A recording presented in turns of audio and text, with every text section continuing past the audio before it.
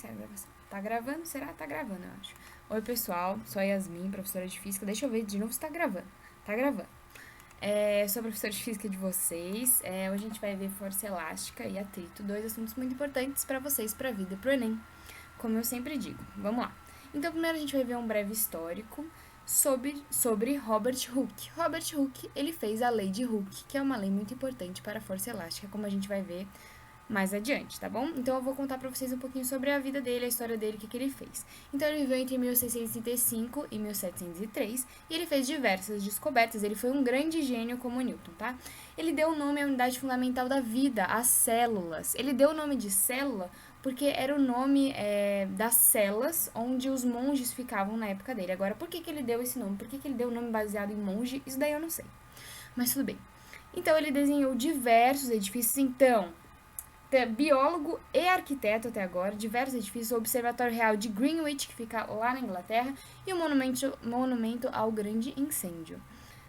Ele também descobriu que a luz é feita de ondas. O ar que respiramos é formado por partículas com um grande espaço entre elas. A matéria se expande quando é aquecida. Então, essas coisas que pra gente podem ser óbvias ou não, né? Mas que pra gente a gente já sabe há muito tempo, que tipo pra gente são coisas assim banais. Na época dele ninguém sabia e foi ele que descobriu. Olha como ele é importante.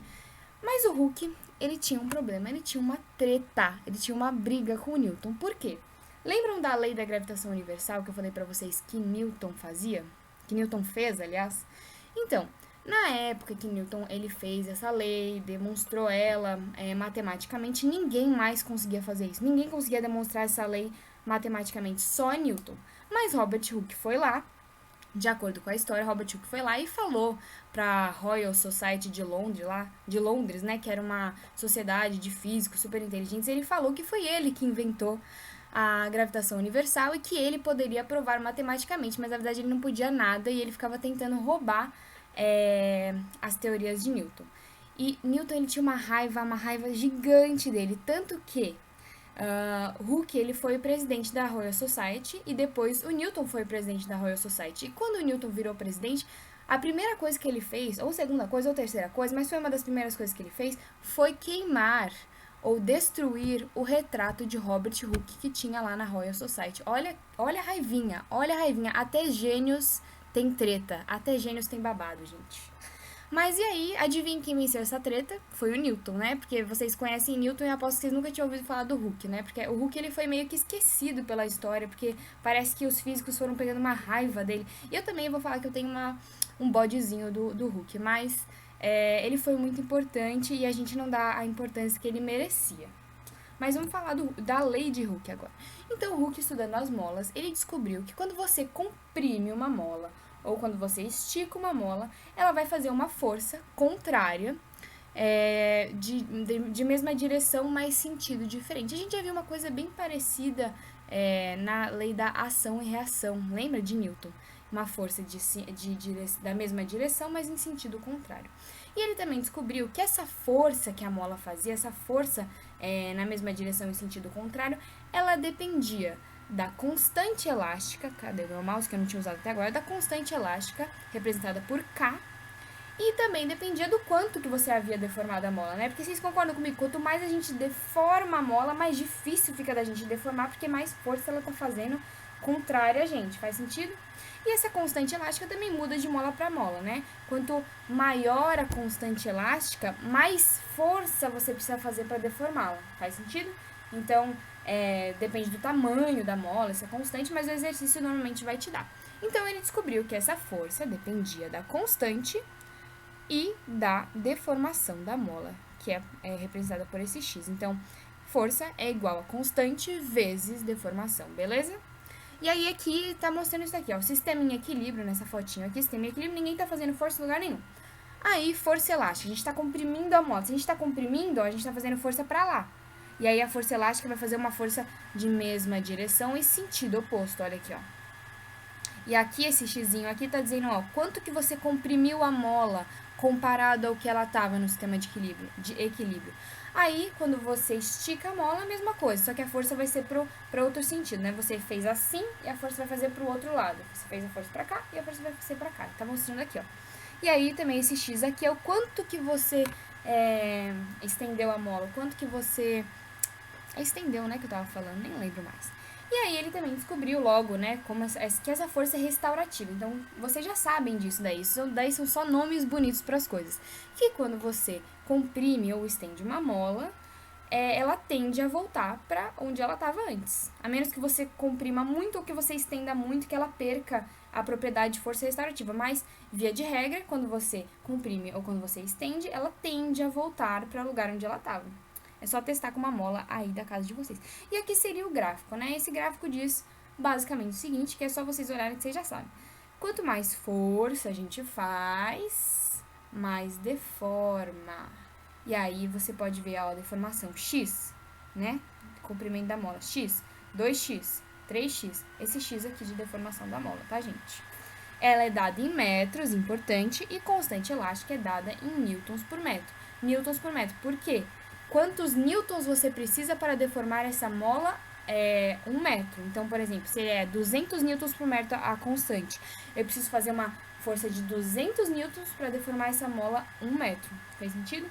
E aí, aqui eu já tinha mostrado para vocês, né, o dinamômetro. A gente usa a força elástica em muitas coisas na nossa vida. Por exemplo, na feira, quando o feirante ele não tem aquela balança, né, que é de bandeja, de comparar as duas, ele usa o dinamômetro, que muitas vezes é uma molinha que tem esse gancho aqui, aí ele prende, por exemplo, a carne no gancho, e aí vai deformar a mola, e a mola vai dizer quanto é que a carne pesa, entendeu?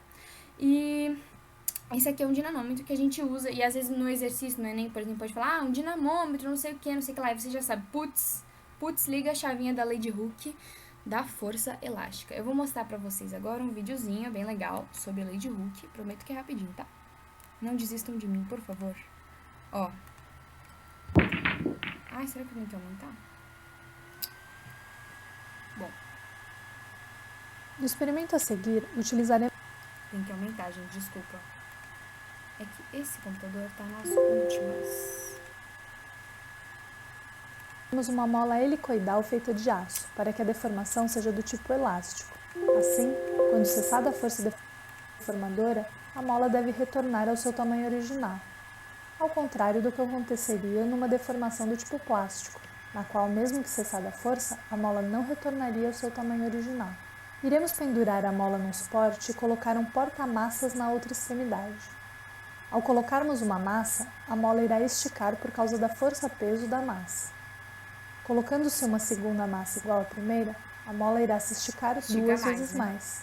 Essa é a chamada lei de Hooke, na qual a força deformadora é diretamente proporcional à deformação. Agora iremos pendurar uma segunda mola, diferente da primeira, e vamos colocar o mesmo peso sobre ela. A segunda mola estica mais do que a primeira, pois há uma diferença na sua constante elástica. A segunda mola tem uma constante elástica menor e irá esticar mais, pois é feita com um fio de aço mais fino. Constante elástica menor, estica mais. Podemos também colocar as duas molas com pesos para executar um movimento harmônico simples. Notamos que há uma diferença nas frequências de oscilação dos sistemas massa-mola quando há diferença nas constantes elásticas, que é uma propriedade da força elástica. Será que vocês conseguiram ouvir? Espero que tenham conseguido. Pronto. Tá, vamos lá. Então, continuando a nossa aulinha. Espero que vocês tenham entendido esse vídeo, porque eu acho que ficou meio difícil de ouvir, né? Então, vamos fazer um exercício rápido de molas. É um exercício bem carinha do Enem mesmo, por quê? O Enem, ele tende a colocar essas historinhas. Bom, digamos, por exemplo, que um grupo de designers de carro bata a sua porta e pergunte se você pode projetar um sistema de suspensão. Aí você diz, com certeza. Eles informam que o carro terá uma massa de 1.000 quilos e você tem 4 amortecedores. Cada um com 0,5. Amortecedores, eles querem dizer uma mola, tá? Então, isso daí é bem cara do Enem, eles não falam o que eles querem diretamente. Cada um com 0,5 metros de comprimento, com os quais trabalhar. Qual constante K as molas devem ter, sendo que a aceleração da gravidade é 10 metros por segundo ao quadrado. Então, beleza. Bom, pessoal, a gente tem 4 molas, então, se a gente colocasse essas molas nesse carro, o peso do carro, que é de 1.000 quilos, teria que estar dividido entre essas 4 molas. Vamos dividir igualmente, então, né, porque a gente tem que fazer nossas próprias conclusões. Vamos dividir igualmente, então, o que cada mola teria que aguentar? Qual peso cada mola teria que aguentar? Se eu tenho 4 molas, cada mola teria que aguentar 1/4 do peso de 1.000 quilos. Quanto é 1/4 de 1.000 quilos? 1.000 quilos dividido por 4 é 250 quilos. Então, cada mola teria que aguentar 250 quilos para no final todas as molas conseguirem aguentar o carro inteiro. Na verdade, o peso que cada mola teria que aguentar, isso daqui é a massa, né? O peso que cada mola teria que aguentar seria peso é igual a massa vezes a aceleração da gravidade. Lembram? Peso é igual a massa vezes a aceleração da gravidade. Vezes 10, que ele nos deu a aceleração da gravidade, que é 10. Então, cada mola teria que aguentar uma força em newtons de 2.500 newtons, certo? Fez sentido para vocês? Espero que tenha feito. Nossa senhora. Mano, olha esse zero. Ai, meu Deus. Bom, enfim. E a gente sabe que elas têm um comprimento de 0,5 metros, certo? Então, o que quer dizer que elas têm que elas podem se comprimir até 0,5? A gente sabe que o x, ele pode ir até 0,5, beleza? Então, a gente põe aqui x é igual a 0,5 metros, porque tem que ser em metros, tá? 0,5 metros. Aí, beleza. Então, então, força não é igual a constante, que é o que a gente quer saber, vezes Cristo, vezes x. Então, a gente já sabe tudo que a gente precisa saber. 2.500, que seria a força que ele teria que aguentar. Putz, grila. 2.500. É que eu tô de mouse. Acabei de lembrar que eu não tirei o mouse. Pera aí. Ah, mas vai dar problema se eu tirar agora. Pera aí. 2.500. Constante a gente não sabe. E o x a gente sabe que pode ser até 0,5. Beleza? E aí, o que a gente faz? A gente tem que isolar esse k, né? Essa constante é o que a gente quer saber. Então, k é igual a... Eu passo esse 0,5 aqui, como ele tá multiplicando, eu passo dividindo. 2.000... Eu vou tirar esse bagulho. Tirei, que hoje eu tô... Meu Deus, agora não tá aparecendo. Apareceu. Meu Deus, eu vou ter que cortar isso depois. K é igual a 2.500 dividido por 0,5. 2.500 dividido por 0,5. O que significa? O que é isso? Quanto dá isso? Vai dar... Constante seria igual a 5.000 newtons por metro. De cada mola teria que ser igual a 5.000 newtons por metro para elas aguentarem esse carro. Então, ia ser uma mola bem dura, bem dura. Bom, pessoal, então agora a gente vai falar de força normal. Vamos falar de força normal. Então, essa força, eu não sei se vocês já ouviram falar dela. Vou pôr aqui o meu apontador além. Não sei se vocês já ouviram falar dela. Bom, mas ela é uma força que ela surge do contato entre dois objetos, com uma superfície. Muitas pessoas, essa força aqui, ó, dessa imagem, e é a mesma força dessa e a mesma força dessa. Quando esse N é de normal. E o que essa força... Muitas pessoas dizem que essa força seria o resultado do par ação e reação com o peso. Então, a normal, ela seria o par ação e reação. Então, peso seria ação e a normal seria reação. Mas como eu ensinei pra vocês, isso é impossível, porque ação e reação não podem ocorrer no mesmo corpo, lembram? Então, a normal não poderia ser par ação e reação do peso, beleza? O par ação e reação do peso seria dado em outro corpo. Então, o peso não é a força, não depende da força que a Terra puxa aquele objeto. Então, aí o peso estaria aqui no objeto e o par ação e reação do peso estaria na Terra, né? Estaria no corpo que está puxando. Faz sentido? Então, não é anormal. O que é anormal? Anormal é a reação. Por exemplo, um corpo está apoiado numa mesa. Aqui, ó. O que é anormal? Anormal, ela faz parte do par ação e reação que do contato que esse corpo faz na mesa. Então, a mesa não está sustentando o corpo? Se a mesa está sustentando o corpo, esse corpo está fazendo uma força para baixo na mesa. Faz sentido? Eu apoiei ele na mesa e ele está fazendo uma força para baixo na mesa. Logo, a reação da mesa seria fazer uma força de mesma direção e sentido oposto. Essa é a normal. É a reação que a superfície que aquele corpo está apoiado está fazendo nele. Não tem a ver com o peso. Faz sentido? Beleza? Nossa Senhora. Ela é sempre perpendicular à superfície. Ou seja, o que é perpendicular? faz um ângulo de 90 graus. Ó, ângulo de 90 graus. Ângulo de 90 graus. Aqui, quando é, por exemplo, se eu apoiar uma coisa na parede, né? E aqui, plano inclinado, ângulo de 90 graus com o plano inclinado. Faz sentido? Isso daí, beleza. E o que que é...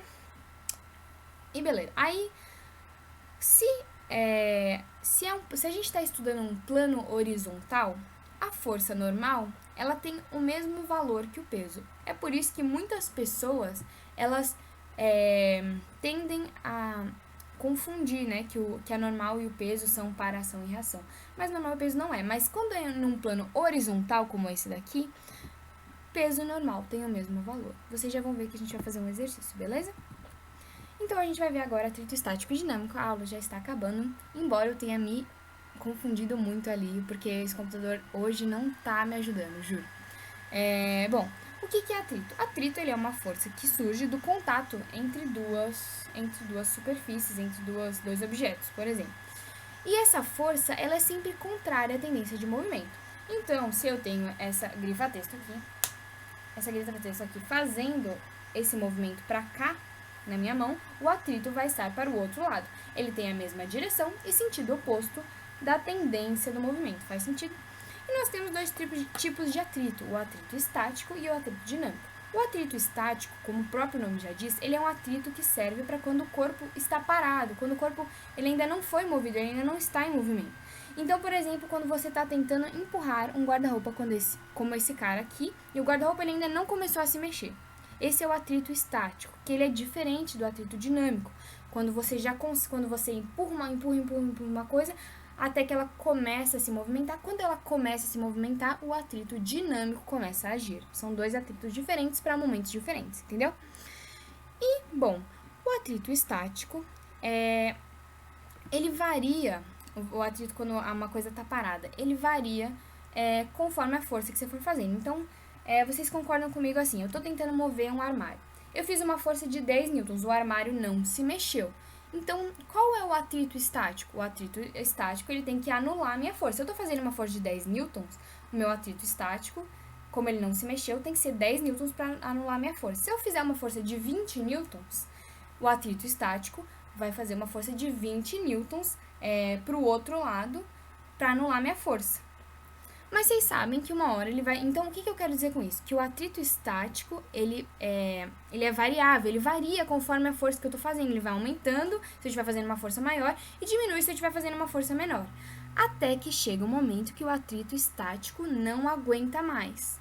Então, por exemplo, tô empurrando com uma força de 10 newtons. Não se mexeu, então o atrito estático é 10 newtons. Tô empurrando com uma força de 20 newtons. Não se mexeu, então o atrito estático é 20 newtons. Empurrei com uma força de 21 newtons e se mexeu. Então, significa que eu superei o atrito estático máximo. Eu superei o atrito estático, ele vai me acompanhando, ele vai acompanhando a minha força até que chega ao atrito estático máximo. Porque uma hora vai ter que se mexer, né, gente? Quando eu tento empurrar um armário, um sofá, eu faço uma força, mas até que uma hora que o atrito não consegue segurar essa força, ele começa a se mexer. Quando eu supero a força de atrito estático máximo, então ele começa a se mexer. E como que eu encontro o atrito estático máximo?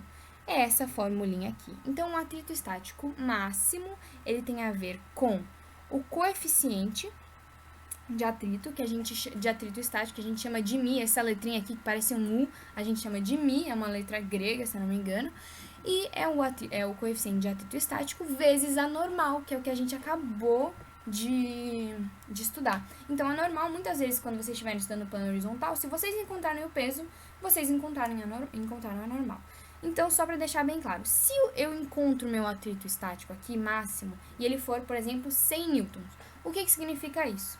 Que eu faço uma força de 40 newtons, ele não vai se mexer, porque o atrito estático vai fazer uma força contrária também de 40 newtons para anular minha força. Mas quando eu fizer, a partir do momento que eu fizer uma força de 100 newtons, a gente chama que ele está em iminência de movimento. O que é iminência de movimento? Porque eu atingi com a minha força o atrito estático máximo dele. E se eu fizer uma força maior que 100 newtons, ele vai começar a se mexer. É para isso que serve o atrito estático máximo, para saber qual força que eu tenho que fazer para começar a se mexer, beleza? Nossa, fiz uma volta, mas foi isso aí. E o atrito dinâmico? O atrito dinâmico é depois que começa a se mexer. Vou dar um exemplo para vocês aqui, pessoal. Você tá com a sua família lá tentando empurrar um carro que empacou e você tá tentando empurrar.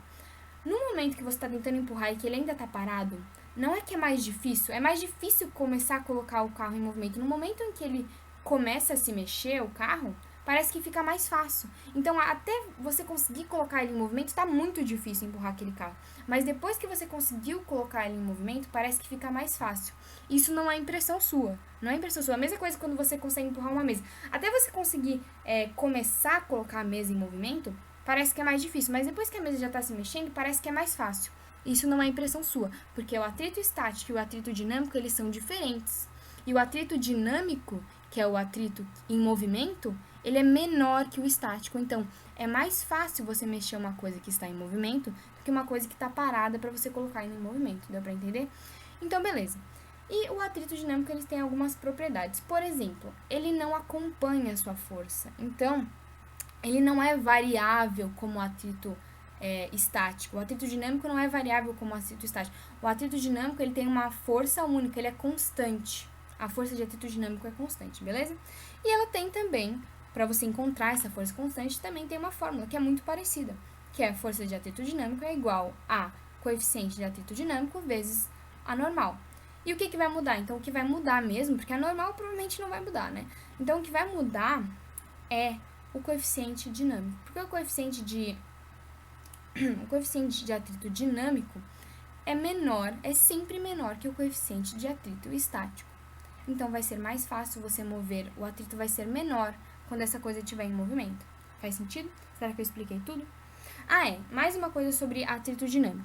Quando você então tem uma força de atrito dinâmico constante, que eu falei pra você. Então, finge que ela é 10 newtons. Se eu fizer uma força nesse corpo que já está em movimento, se eu fizer uma força de 11 newtons, o que vai acontecer? Eu vou estar superando a força de atrito dinâmico, certo?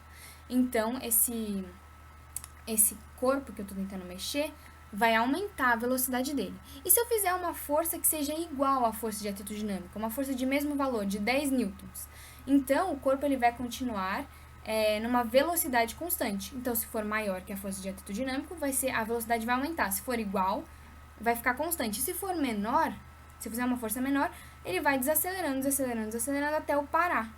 Beleza? Faz sentido isso pra vocês? Espero que faça. Qualquer coisa, por favor, perguntem, tá, pessoal? E aqui temos um gráfico, porque o gráfico o Enem adora. Primeira coisa, o Enem adora. Segunda coisa, é importante vocês entenderem gráfico. Terceira coisa, torna melhor para entender essa matéria vocês verem o gráfico. Eu acho que o gráfico ele é interessante. Então, nessa primeira parte do gráfico, tá representando o atrito estático. É o que eu falei pra vocês. Aqui, ó, vamos ver as variáveis. Então, as variáveis é força de atrito e a força que eu estou fazendo sobre esse corpo, beleza?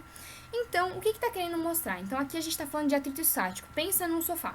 Então, aqui é o sofá. Antes de eu começar a fazer o sofá se mexer, eu tô fazendo uma força pra tentar colocar ele em movimento, mas não consegui ainda.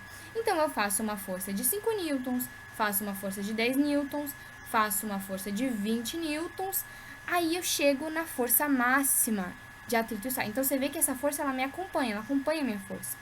Aí eu chego na força máxima de 20 newtons. Depois, finge que aqui seria 20 newtons, né? A força de atrito estático máxima. Chego nos 20 newtons. A partir daqui, a força de atrito não consegue mais segurar minha força. E eu consigo fazer o sofá se mexer. E aí a gente começa no segundo gráfico. A partir do momento que o sofá começa a se mexer, eu começo a estudar pelo atrito cinético ou atrito dinâmico, que é a mesma coisa. E o atrito cinético, como eu falei pra vocês, ele não varia conforme a força que eu estiver fazendo. Ele continua sempre no mesmo valor que a gente pode descobrir usando aquela fórmula que eu falei pra vocês. Beleza? Então, aqui a gente já tem exercício que a gente já tá no final da aula. Meu Deus, eu vou ter que cortar aqueles bagulho e eu não sei fazer edição de vídeo, esse é o problema. Bom, o bloco da figura de massa 5 kg, essa é da FATEC, massa 5 kg, move-se com velocidade constante de 1 metro por segundo, num plano horizontal, sob a ação de uma força F. Então, eu sei que o peso aqui é 5 kg, beleza? Peso aqui é 5 kg. Fechou. Se o coeficiente de atrito entre o bloco e o plano vale 0,2, então eu sei que o coeficiente de atrito, esse μ, E se ele tá falando que tá se mexendo a 1 metro por segundo, ele tá falando de coeficiente de atrito dinâmico, não esqueçam. Está se mexendo é coeficiente de atrito dinâmico. Vale 0,2. E a aceleração da gravidade vale 10, como é normal nos vestibulares. 10 metros por segundo. Então, o módulo da força F em newtons vale... Então, eu quero saber a força que eu tô fazendo nesse bloquinho. Quanto que é o F? Bom, pessoal, vamos fazer algumas... Vamos fazer algumas conclusões aqui. Eu falei pra vocês que quando a gente está estudando o movimento dinâmico, né, com atrito dinâmico, quando você está numa velocidade constante, significa que a força que eu estou fazendo vai ser igual ao meu atrito dinâmico. Eu não falei isso pra vocês? Se a força fosse maior que o atrito, eu não estaria numa velocidade constante, eu estaria num movimento acelerado. Mas se a minha velocidade é constante, significa que a minha força é igual ao meu atrito dinâmico. Faz sentido? Então, eu já sei que aqui, como ele está em uma velocidade constante, a força é igual ao atrito dinâmico. Então, eu só preciso descobrir qual é o atrito dinâmico. Qual é o FAT? FAT D. Força de atrito dinâmico. Vamos lá, vamos descobrir. Então, é a normal vezes o coeficiente que eu já sei qual é, que ele me deu. Então, eu só preciso descobrir a normal. Nossa senhora, esse mito é horrível. Eu só preciso descobrir a normal. E a normal, eu falei pra vocês que em plano horizontal, ela tem o mesmo valor que o peso, certo? Opa, peraí que esse peso aqui não tem... Essa massa aqui não tem setinha.